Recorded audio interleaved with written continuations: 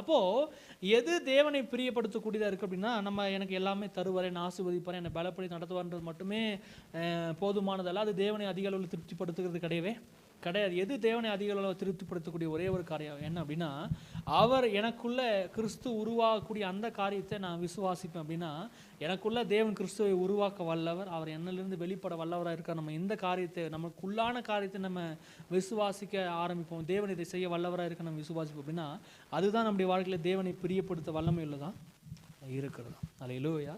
அதனால தான் பார்த்தீங்கன்னா, பழைய ஏற்பாட்டுக்கும் புதிய ஏற்பாட்டுக்கும் மிகப்பெரிய அளவில் வித்தியாசம் உள்ள வேத வசனம் நம்மளால் பார்க்க முடியும். பழைய ஏற்பாட்டை பொறுத்தவரைக்கும் நிறைய நேரங்கள் என்ன அப்படின்னா, அவங்க ஆசீர்வாதம் அப்படின்ற காரியத்தை சொல்லக்கூடியதாய் இருக்கும். ஆனால் புதிய ஏற்பாட்டில் பார்த்தீங்க அப்படின்னா, ஆசீர்வாதத்தை குறித்து பெரிய அளவில் இல்லாமல், அது கிறிஸ்துவை குறித்து, கிறிஸ்து நம்முடைய ஆவியில் இருக்கிறதை குறித்தும் சொல்லக்கூடியதான் இருக்குது. கிறிஸ்து ஒரு கிருபை நம்ம கூட இருக்கிறதை சொல்லக்கூடியதான். அதனால நிறைய நிருபங்கள் முடியும் போது அது கிறிஸ்துவ கிருபை குறித்தும்